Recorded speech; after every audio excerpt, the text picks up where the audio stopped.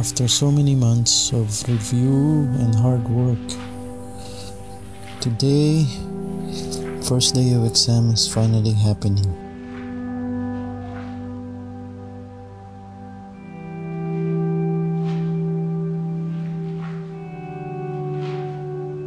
I'm now more focused compared to the first time I took the board exam.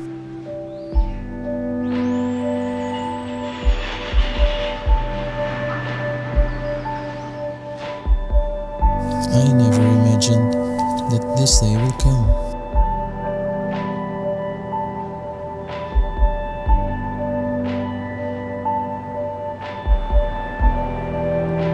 It's been a decade since I came here to work in Kuwait.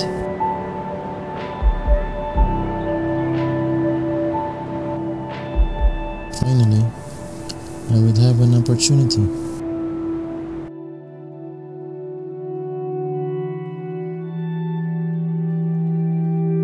to become a full-fledged licensed architect.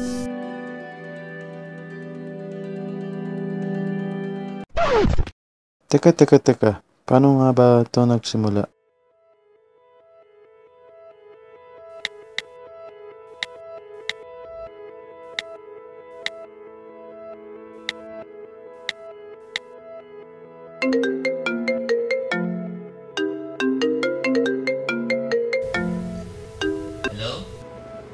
Hello sir, napatawag ka.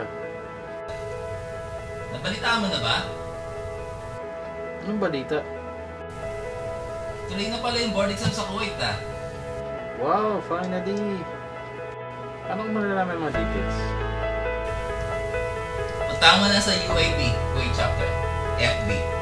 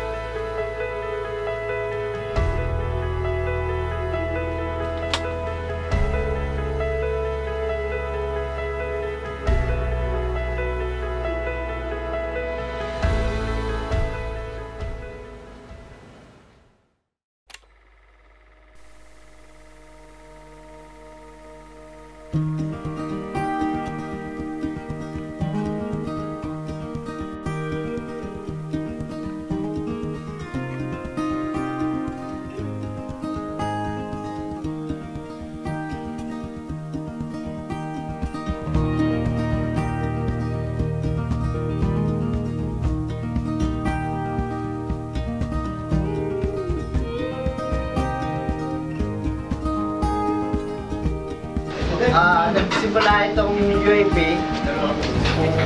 Nagsimula natin lahat. Skype Records. Ito natin sa video. Then, natulog. Siguro sa communication sa lahat. Pero pag then, binuhay namin ni Chris sa kakatulog ng lahat. Yes! Yes!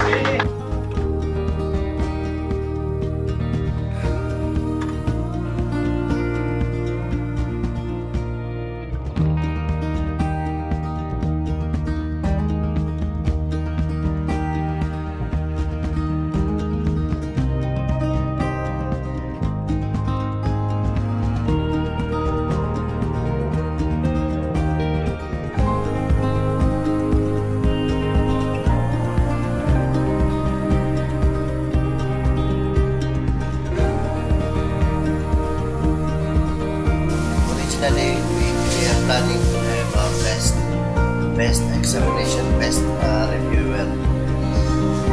Nag-inquire kami sa Pilipinas pero it's a costly thing. So we decided with the help of each member and its GA, that with associates, we try to manage the review on our own for at least 3 months. With the help of some resources from the Saudi Arabia, rotate na namin yung mga review materials. Then finally, we manage our professor in the Philippines to have our refresher course. And I hope na gawa namin ang lahat sana makapasa kami lahat.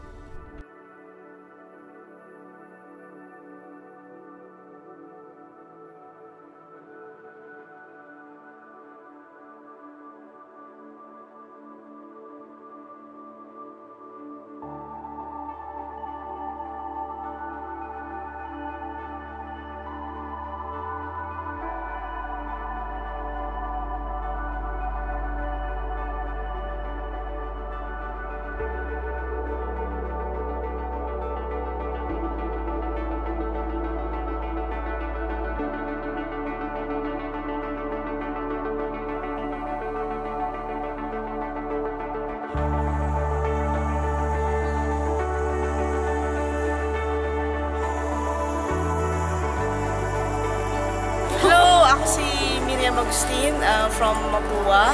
Actually, 8 years na dito sa Kuwait, pero we decided na kumuha ng board exam ulit. So, hopefully, malagpasan namin to, tapos may pasa namin lahat yung exam. Hi, ako si Arnold Alberto. 15 years na ako sa Kuwait. Buti na lang, nagkaroon ng SPLB dito sa Kuwait. Sana makapasa kami at matupad yung pangarap namin na maging isang arkitekto. Hi, ako si Christina Radcon.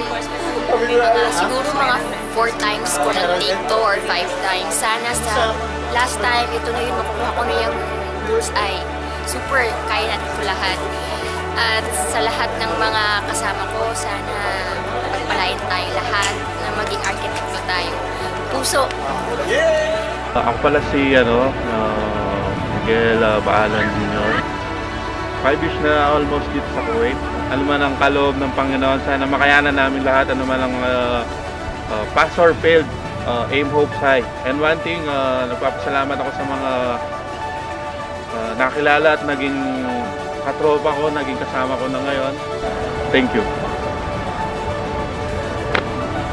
Hi, I'm Rachel J. Varela.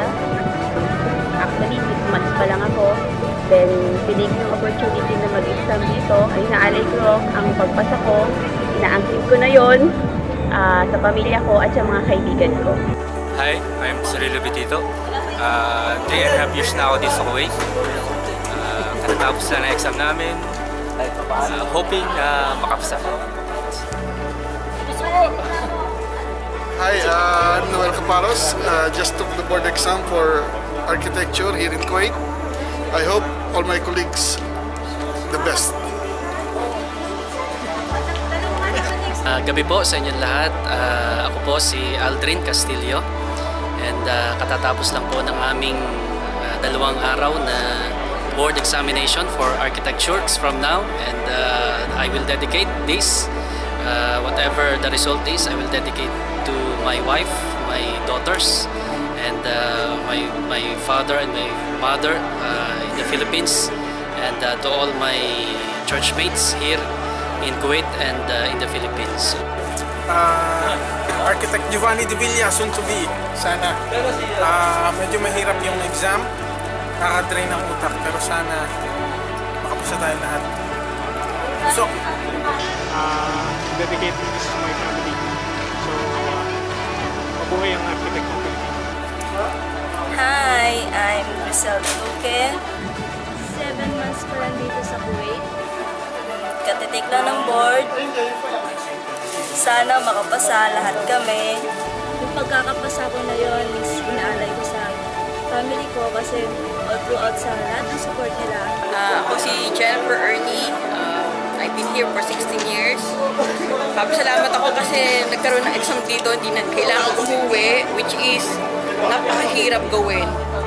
Sana pumasa kaming lahat sa awa ni Lord. Puso, man! My name is David Marvin Herilla. Katapos lang mag-board exam.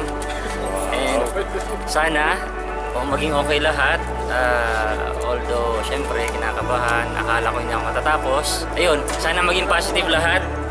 And good luck to us all. Hi, ako si Leodio Lagaras. Isa sa mga nag-take ng board exam for architecture. Sana umasa, hopefully. Good luck. Si Rito Piguera po. 12 years ako sa Kuwait. First time po mag-exam sa board exam sa Kuwait. At salamat sa PPO at organize po nila ang board exam dito sa Kuwait for the first time. Sana makuha po namin ang exam. Makapasa po kami lahat para i-solve the making at sa mga susunod pong magtiting ay sumunod po sa amin sa pag-board para dumami po ang arkitektong Pilipino sa Kuwait. Maraming salamat.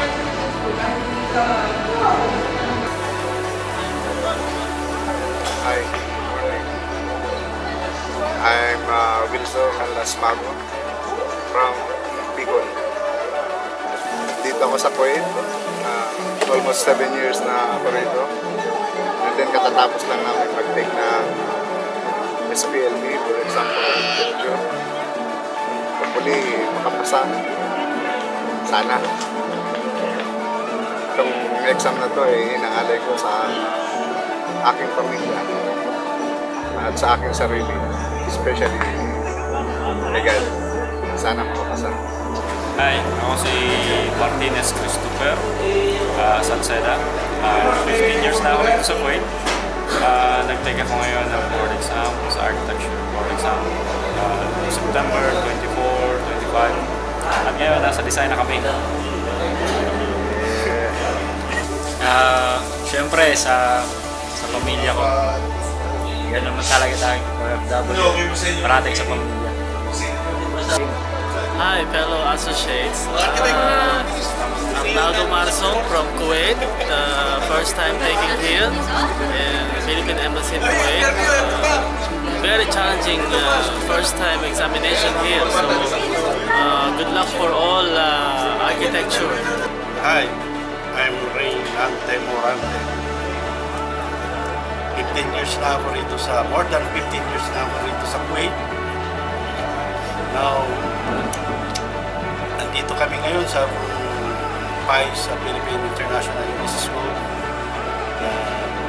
Mag-take ng board exam sa PRC as an architect. Dapat may pasaran ito, hindi lang sa amin, kundi sa lahat kami. Hi, ako si Noel Paleres, Tubong Mindanao. Actually, ang lugar ko sa Malaybalay City. Nandito ako ngayon sa Kuwait City. At mga 10 years na rin ako dito, almost. At nagpapasalamat ako sa Diyos. Nagpapasalamat rin ako sa tulong ng UAP. Very supportive sila. Double thumbs up kayo, sir. Ako si Adonis Prado. Hindi ko alam kung hindi ko matansya kung ilang years na ako. Pero dumating ako dito 2002 sa Kuwait. So dumating yung time na meron daw exam sa Kuwait. So bali trinad ko yung opportunity yun. Unang-una ito talaga kung para kay Hermat ko talaga ito kasi gusto niya ako makapasa sa mga kapaling buwan siya na 2014 last December lang. Sana kung nabubuhay pa yun, mabubuhay pa siya, masaya yan kasi talagang siya ang gusto niya pumasa. Ako si Jeff Puno, working as sa isang consultancy firm. 7 years here. Ang importante is SPLB dahil sa commitment natin bilang arkitekto. Mahirap, pero at least challenging. Fulfill mo sa sarili mo pagiging arkitekto. Una, salamat sa lahat ng mga sumuporta, ng grupo ng UAP, mga arkitekto natin, mga kabrad. Salamat. Sabay sa pamilya. Magandang umaga po. Ako po si Rolando Kindo, 15 years old, Tubong Catanduanes. Nandito po ako sa Middle East for about 22 years. One of these was in Japan. 15 years of this is here in Kuwait. So luckily, wala sana akong balak mag-take ng board exam. Nagkaroon po dito ng Spill BE for the support of UAP Kuwait. Nag-join po ako sa nag-take ng board exam. Baka sakali na baka pumasa. Hi, good morning. Ako nga po pala si Elmer Romero dito sa Kuwait. Bali, 10 years na po ako dito. And then, pagkatapos lang ng exam namin, hopefully makapasa. Yung exam na yun, inaalay ko para sa family ko. Christian Salazar. 10 years na ako sa Kuwait. Interior Design Draftsman. Wish ko lang makapasa kami lahat. Lahat makapasa. Ang wish ko lang mabilihan ako ng ni business ko. Mabilihan ako ng gift. Okay. Ako si Rodolfo Saldi. Nandito ako ngayon nagtitik ng board exam para sa architecture na sana basa ako at kaming lahat na magkakasama nag-review. Hello, ako nga pala si Lori May Santiago, Balani Santiago. Nandito ako ngayon sa Kuwait and I've been working here for 5 years now. At ngayon, mag-i-start kami mag-exam for the first time. Andito pa sa Kuwait pinanap. I hope na lahat kami na nag-take ay makapasa. That's all. I'm John Paul Samodjo. I'm 3 years in 8 months here in the Kuwait. I'm taking the board exam, the second of the board exam. Hopefully, makapasa kami dito lahat. I pray to the Lord so daway kami lahat makapasa. First time here in the Kuwait. And then we're proud. All Filipino in Kuwait, mabuhay. And then sana we support the UAP. Pangalan ko Romel Sabata. 7 years na sa Kuwait.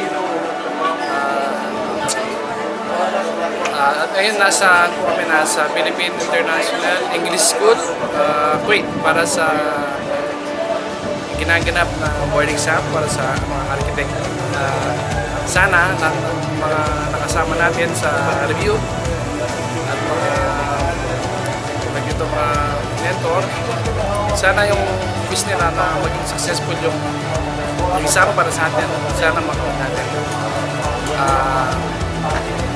Good luck sa lahat ng examining para sa mga architect. Good luck, sir. And this is my story. Together with my fellow examinees,